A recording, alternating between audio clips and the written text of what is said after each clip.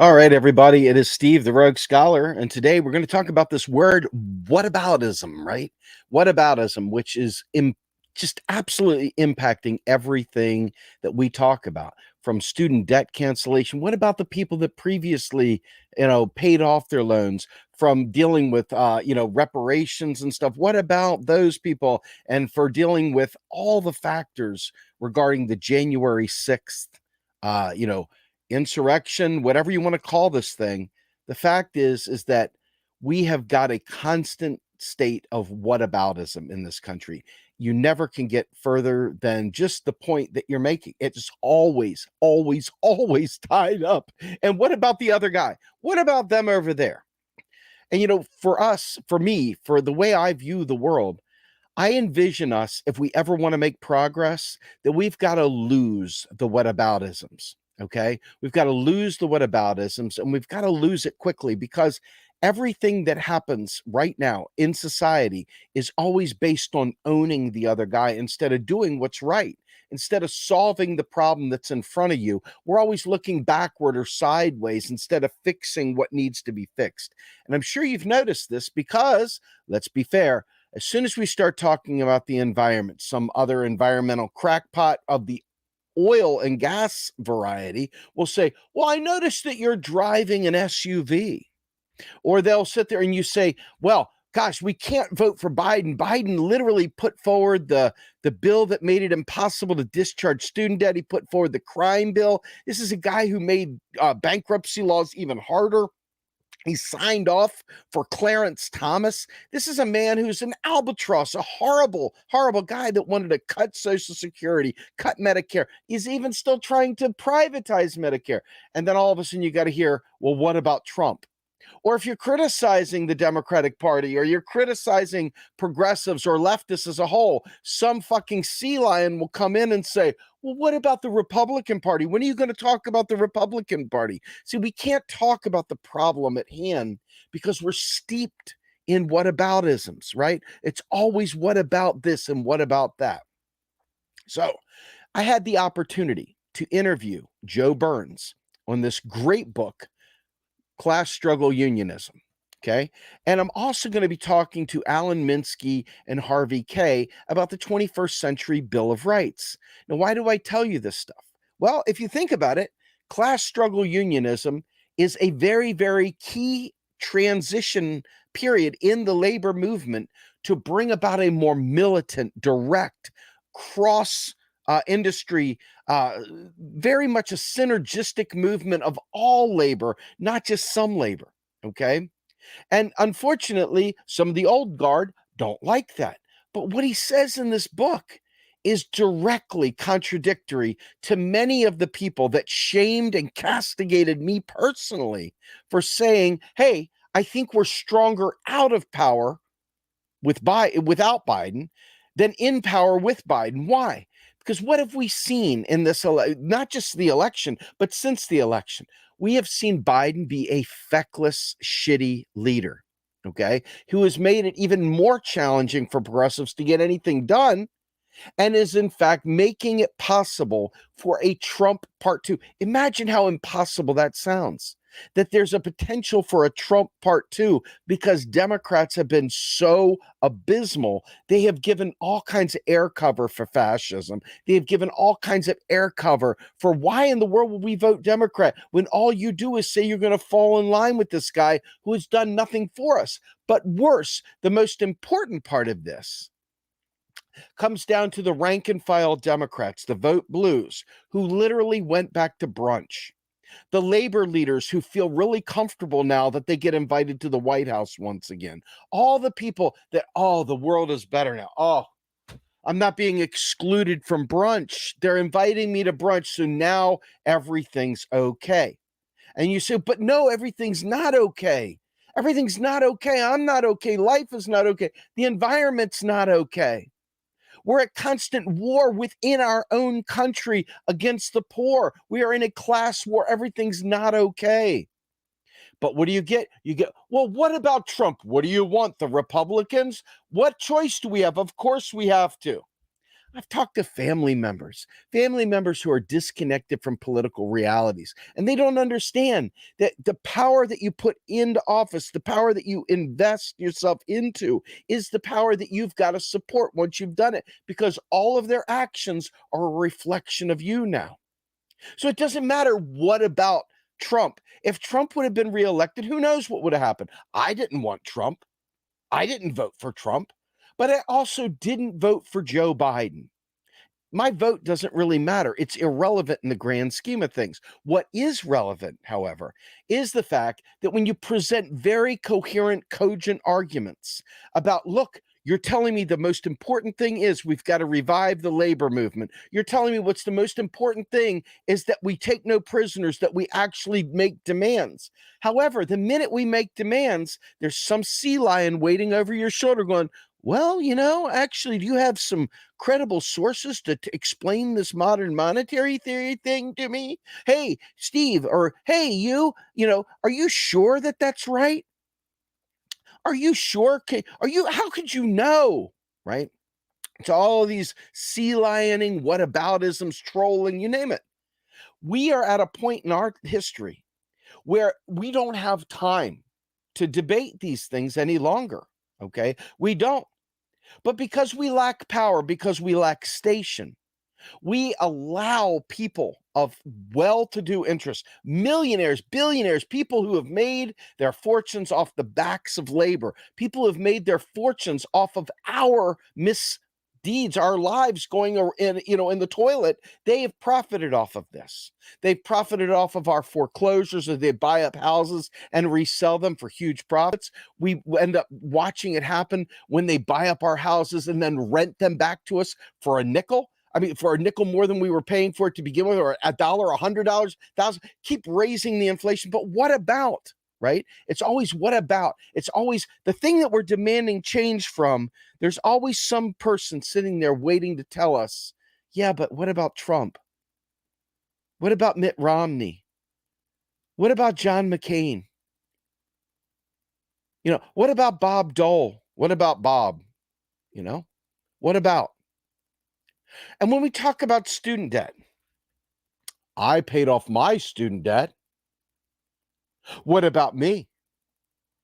Can you imagine being a slave, chattel slave, being whipped, tortured, having your spouse taken from you, raped in front of you, and having your kids taken and sent to faraway plantations never to be seen again?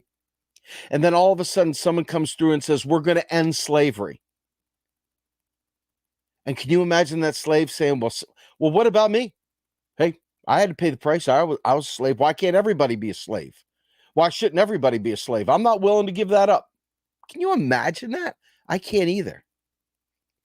But that is the degree to which our society lives and dies in this what about state.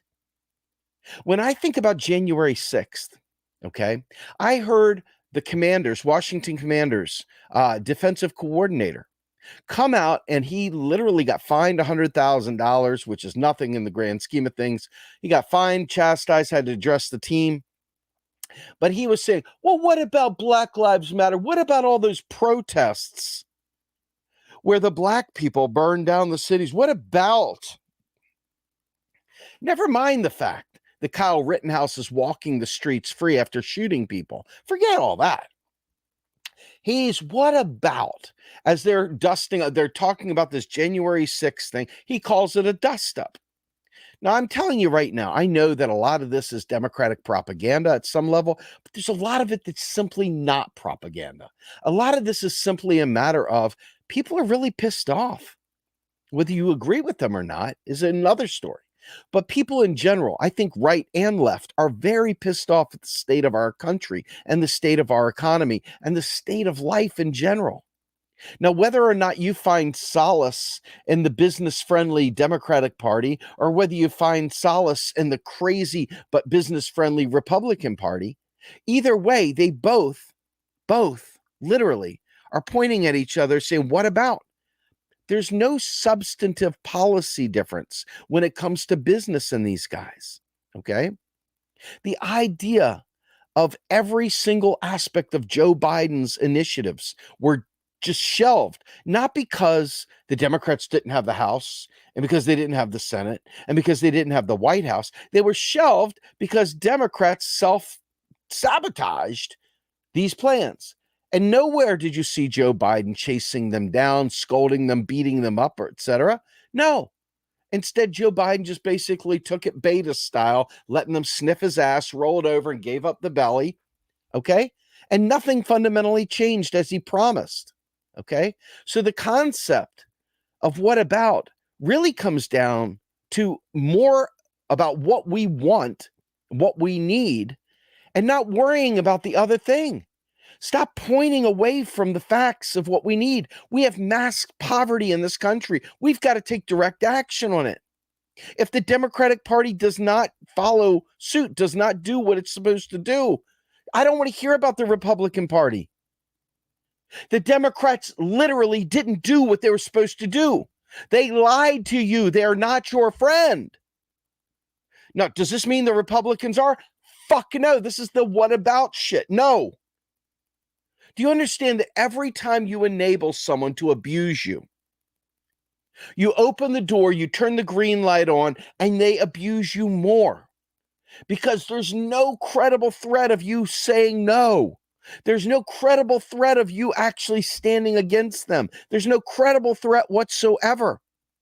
Okay? You never see unions win contracts by capitulating.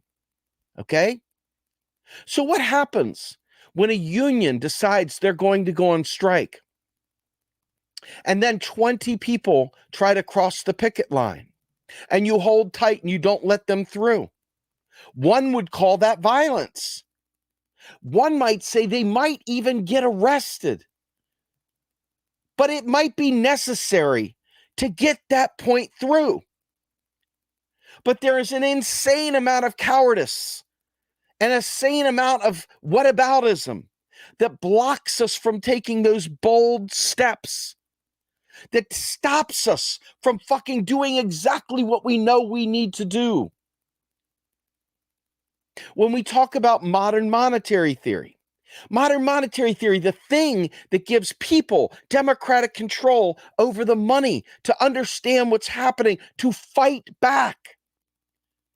You get socialists whining, oh, they just want to prop up capitalism. Bullshit. Most MMTers, not all, most MMTers are either socialists, communists, or democratic socialists. Either way, they're almost all to the point of being way left of anyone in office right now. Okay? So these people that saunter about saying this is just you trying to prop up capitalism, it's bullshit, right? It's bullshit. But this is what whataboutism gets you, okay? They don't understand, so they just immediately jump to some what about bullshit, okay? Now, flip around. You talk about MMT with Republicans. What do they think? Oh, it's socialist bullshit. This is your socialist crap. What about? And then somebody will say, well, MMT, if it's the system, then how come? Why do bad things happen to good people? If there's really a God, what about? Okay. The truth is that if we don't understand the tools at our disposal, we can achieve absolutely nothing. The wash, rinse, repeat cycles that we have dealt with for the last 50 years, during this neoliberal period, have kept us in bondage, have kept us in chains. Okay? So first things first, the Greens, as a point of reference, could not even register a single percentage point with Howie Hawkins. I think Ralph Nader, the high point was 2.5%. Okay?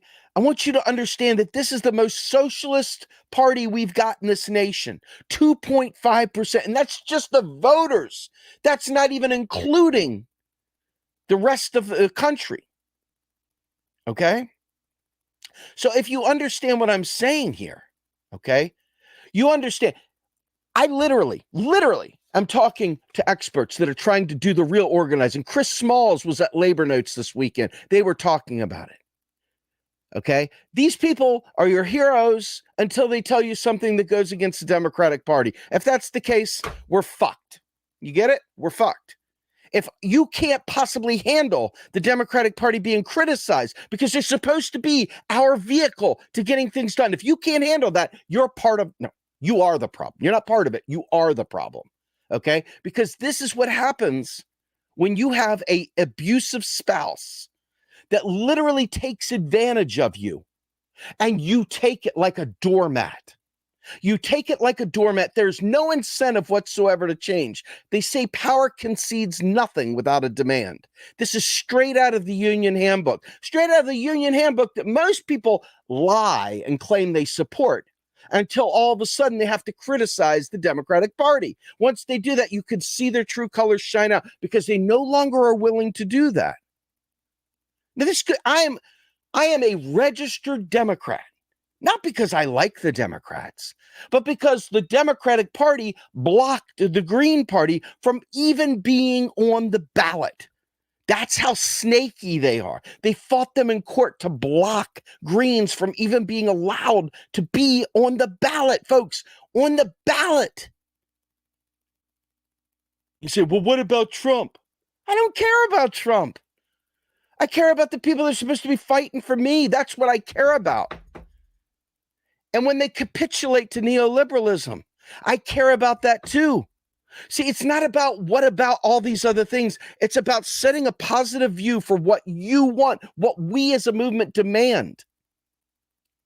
And if all we do is roll over like a beta dog and let them sniff our fucking sack while they take advantage of us, that right there is not useful citizenry at all. That's a feckless citizen. It's a citizen that's not doing their civic responsibility of holding their party accountable for not listening. And let me tell you something else too. The direct result, and this came out of a fantastic interview. It'll be airing not this Saturday, but the following Saturday on Macro and Cheese.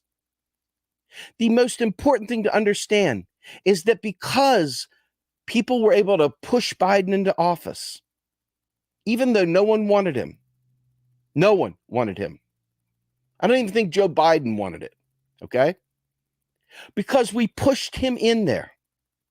Union bosses across the world got fat and happy, and they are like, these union people, they're making demands that just ain't worth it. They're like pointing down. They're like totally in bed with the people at the top. They're in bed with the millionaires, the billionaire class, just like these parties are. He told me flat out, Wall Street owns the Democratic Party. That is who their donors are. That is who they listen to. Stuff that I already knew, but a prophet hath no honor in his own hometown. You got to hear it from someone else for it to stick with some of you guys. Some of you all who are overly protectionist of the Democratic Party, which is revolting as a Democrat. I find it repulsive that someone would be so reflexively protective of the Democratic Party that they miss the point that if you don't fight the Democratic Party, your own party, they're not going to change and you will never get what we need. And people will die. The poor will die as a result of your fecklessness, of your unwillingness to do what must be done, which is to critique the business class within the Democratic Party that is preventing us from getting past this whataboutism. If you don't understand what I'm saying, it's okay. But I would strongly suggest, first things first, go buy this book, Class Struggle Unionism by Joe Burns. Okay? There's a particular part in here. It talks about militarism, putting the labor movement on a class struggle basis, getting past just trade unionism and getting to class struggle. Okay? Now, you don't have to like that. That's just the way it has to be. Okay. And as you get in here, he talks about some of the very, very important tactics. Now, people always ask me, what do you mean, Steve? What do you do? Well, he sits there. I'm going to read a passage from this book. He says, effective. This is going to be tough, so I'm going to try and get some light on this. Unfortunately, it's going to make me shine, so forgive me.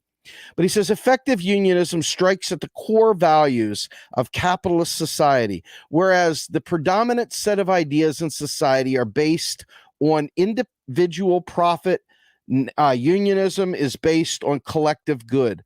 That's why these class struggle ideas are so important on a very practical level. It would be a mistake to underestimate what we are up against. Once we move past symbolic civil disobedience and move into labor militancy, okay, I love this. We rapidly come into sharp conflict with the existing order in a number of ways. By blockading or taking over the workplace, we are directly challenging the property rights of employers. Okay? That doesn't sound like just vote blue, right? That sounds like actually blocking, taking over workplaces, blockading them. That's what I'm talking about, folks. When y'all hear me talk about what are we going to do, I'm telling you, we're past the point of you voting your way to hell, to heaven, or anything else. They don't care what you have to say. That's proven time and again. By disobeying instructions, we are defying the judiciary and setting our movement up as a parallel force in society. Oh my God, have I ever said that before? Have I ever said that before? Have I ever said that before? Yes, I have. We have got to build institutions beyond the political parties outside to ensure that when they equivocate because of the moneyed interests, that we take direct action. By blocking scabs from entering workplaces or defending ourselves against police attacks, we are engaged in actions that will be deemed violent. Remember the January 6th insurrection, or whatever you want to call it. Okay? We hear all this whataboutism. Well, I'm telling you right now, union struggle, hopefully it would never look like that. But the fact is that union struggle looks an awful lot like a war, because that's what it is. It's a class war. I think a lot of you really, really have got Stockholm syndrome, where you like take on your oppressor's bullshit and you kind of make excuses for them. And it's an illness. It's not a virtue. It's an illness. By interjecting ourselves into the employment relationship, we are directly challenging the process of capital accumulation. Oh no, we really are, right? By rooting our struggle in a fight for control of the workplace, we struggle against exploitation at its source and challenge the basic structure of employment. Well, how many people do you think that just roll over and tell you there's nothing else that we can do? Woe be to me. Oh, no. Oh, no. Now, mind you, this guy is high up. He sees it. He's around. He's a lawyer. He's part of the deal. And he's telling you flat out, the Democratic Party has been bought off since Clinton. This is not some wackadoo out there playing games with frickin' ivermectin and eating horse paste. This is a guy who's literally in the mix of it with the union struggle. But sure, he's wrong, right? Sure, he's wrong. Go ahead. What about? Go ahead. He's wrong. I'm sure he's wrong, right? Come on, damn it. Be smart. Don't be a dullard. And he says, by utilizing industry-wide or general strikes, boy, where have I heard people talking about general strikes? Huh. Okay. By utilizing industry-wide or general strikes, we engage in overt class struggle, class-wide struggle that breaks free of the notion that we live in a classless society. All these actions are deeply destabilizing to the system.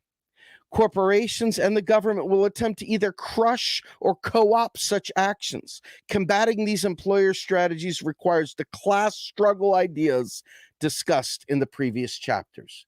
Now, why is it that the Democratic Party is funded by billionaires? Why is it that Bernie Sanders says the Democratic Party is funded by billionaires? If you think I'm full of shit, but you love Bernie, why is Bernie saying the exact same fucking thing I'm saying? Not whataboutism shit, guys. Get it straight. Stay focused so you're actually helping people. Don't hurt people. Help people, okay? Now, I want to finish off with this one very important thing. And this to me really is the important part of his book. And it comes out in the conclusion. So if you're going to get this book, again, Class Struggle Unionism by Joe Burns, and I strongly recommend it, I'm going to read you the conclusion. He says, I've been doing labor work for more than 3 decades. I have sat in countless bargaining sessions, fought grievances, done arbitrations, approached workers about joining unions, worked on strikes, and held countless contract ratification meetings. I've closely followed the labor commentary over the last several decades and contributed to the debate. I believe the labor movement is adrift. We have no plans, no prospects, and most importantly, have not really come to grips that we are lost. A lot of you all seem like that when you keep telling me that the Democrats are still fighting for us. It's shameful. Stop doing it. Okay. But it does not need to be that way. We need to free ourselves from the practical and ideological straitjacket that has been imposed on us in our unionism. We are up against a ruthless and uncompromising enemy, one which believes every sphere of human activity should enrich them as a class and views our unions as one of the few things that can prevent their domination. The billionaire class. He doesn't say Republicans. He doesn't say Democrats. He says the billionaire class. The billionaires donate to the Democrats. The billionaires donate to the Republicans. If you don't believe me, do the homework. It will make you a smarter and a better person for being correct. Okay? The billionaires class views our unions as the enemy, as key institutions of the working class. Here you go. This is my favorite part. Like it or not, they are engaged in a class struggle against us. Us. Not Republicans, not Democrats, us. Remember Occupy, the 99% crossed both boundaries of Republican and Democrat. It was the 99% against the 1%. But there are people out there that try to blur the lines and ruin our chance of fixing the world by trying to make the Democrats the good guys, unassailable, and always right, while simultaneously making the Republicans always bad and always the devil. And this is how we get corporate Democrats that screw us while 3/4 of us are back to brunch. It's not that the Democrats are worse or better. They're the same in terms of effectiveness because they're both fighting against labor. And this is coming straight from the Labor Notes Conference. This is coming straight from a book by one of the lead dogs in organizing labor. Keep fighting back. Keep pretending like I'm saying something that's wrong, and we'll just get nowhere and we'll die. Please, please do that. So he says, we have a choice. Are we going to continue on the failed strategies of the last decades, or are we going to adopt a philosophy with a proven ability to confront our enemies? He's talking class here. He's not talking Republicans. He's not talking Democrats. He said class enemies. Okay? Class struggle unionism is actually quite simple. It grounds all of our actions and all of our strategies on a single proposition that workers create all wealth, and a system that allows the few to obtain billions of riches while the procedures of wealth, the producers of wealth live in misery and an illegitimate system. Once we accept that essential reality and act as a class, victory will be ours. But we got a lot of class traitors, don't we? People telling us to shut up when we're ready to be militant. Why would they do that? Why would somebody that's supposed to be on our side clip the wings of the militant trying to fight for our class consciousness? Why would they do that? Why would they hate workers so much? Why would they diminish our power? Why would they use false idols to prop up as saviors? Why would they do that? It's all that whataboutism shit that keeps us from being purpose-driven, that keeps us from being focused, and keeps us from going after what we need to survive. I'm not going to have it. I won't tolerate it, personally. You all are free to tolerate it. Seems like most people have tolerated it my entire life. It's gotten us nowhere except near extinction. So, well played, I guess. I am incredibly hopeful. When I started work in the labor movement, discussion of class issues was taboo. Those who questioned the unjust economic system were marginalized. But a lot has changed in the recent decades. The Occupy movement of 2011 put the 1% on the map, introducing the billionaire class to popular discussion. The Black Lives Matter movement has shown the power of working people rising up against oppression. Now, let me just say this. Black Lives Matter grabbed the microphone from Bernie Sanders. Black Lives Matter grabbed the microphone from Hillary Clinton. And Black Lives Matter protested Donald Trump. They were not part of the Democratic Party. They were outside of the party. Okay? The things I'm advocating for are not that radical, but there are people that are so protectionist of the Democratic Party that they refuse to let us win. They want us to fail because they think the Democrats are somehow going to ride in on a horse and save them. Democrats, Republicans, the oligarchy owns them. Wake up, Peter Pan, Count Chocula. This children's story is over. Unplug from the matrix. You are literally allowing the false narrative to be the narrative. This whataboutism shit's got to end. Stop worrying about what the Dems are doing. Stop worrying about what the Republicans are doing. Let's worry about what we need as the 99% and give a popular movement to make politicians say, hey, I want to be part of that. Let me hitch my wagon to that and let me push that through the door. But they're not going to do that with you sitting there fighting and punching activists for trying to be militant to get things done. If your goal is to just punch activists, you're not being help at all. In fact, you're being a bootlicker for capital. Let's just be fair. You're being a bootlicker for capital. Okay?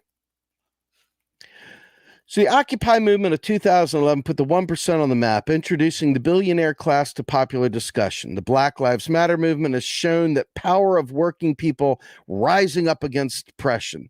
The campaigns of politicians such as Bernie Sanders and AOC inspired millions to challenge a corrupt political system. However, as you've seen, they didn't get the job done, did they? In fact, you got AOC talking about Mama Bear. She's a politician. There isn't air cover to force them to challenge the neoliberal structure.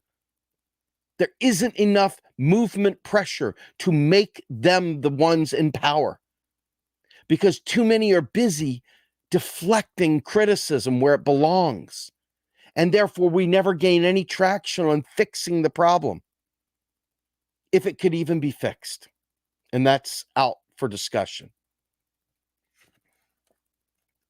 So, mass movements of workers, such as the Wisconsin uprising and the Chicago and red state teacher strikes, showed the real change comes from the working people getting in motion. Not whataboutism, getting in motion, taking to the streets, making demands, becoming ungovernable, working with labor leaders and labor unions to effect change. We know from history that real change happens when ordinary working people refuse to accept their conditions. God bless. Bootlickers, please listen to this line. We know from history that real change happens when ordinary working people refuse to accept their conditions. When millions rise up against the exploitation and demand a better world, not sit there and say, well, Republicans, Democrats, when they rise up and make a demand for a better world, we also know that class struggle unionism is a powerful ideology, one hated and feared by the billionaire class. We have a world to win, and the future is bright. See, I don't make this stuff up. I synthesize a lot of important people's work, and I come up with understandings, and I try and present them. Again, I'm a registered Democrat. Not because I like the Democrats, but because there's no other choice in the state.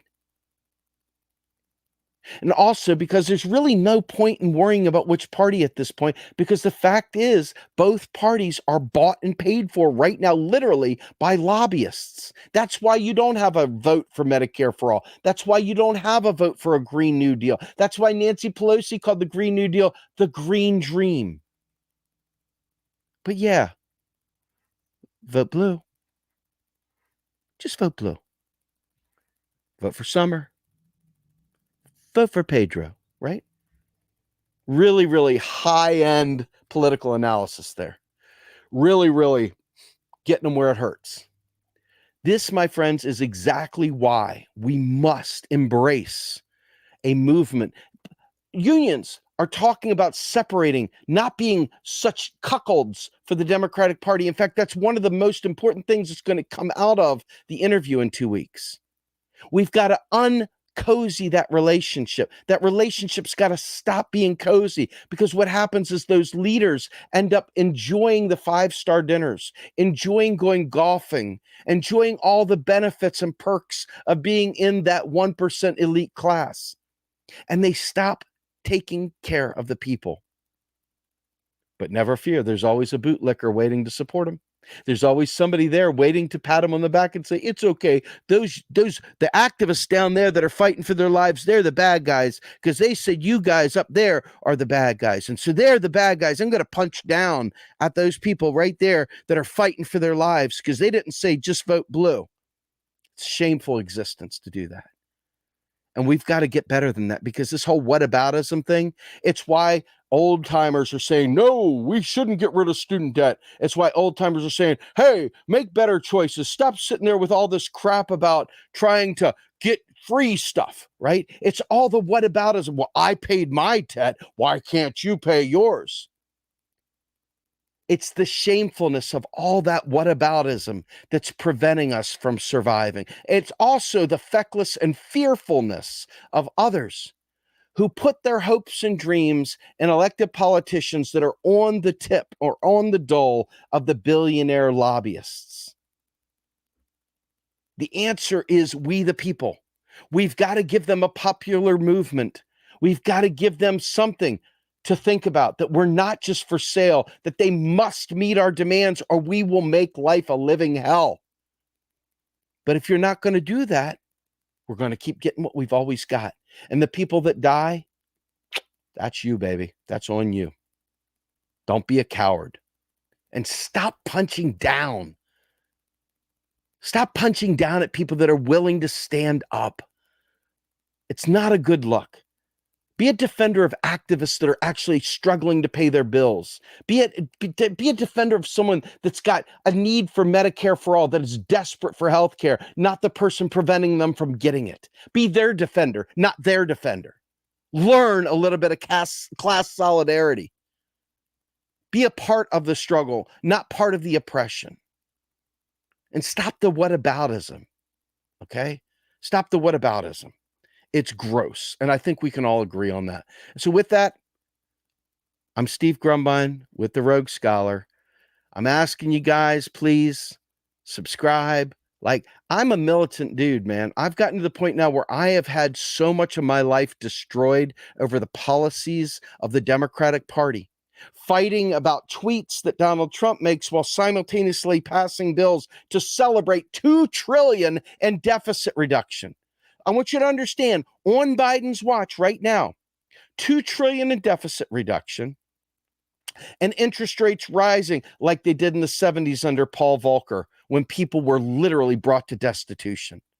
This is what a supermajority of the White House, Congress, and the Senate has got us. Does that sound very good to you? But what about it? I'm out of here. Yeah.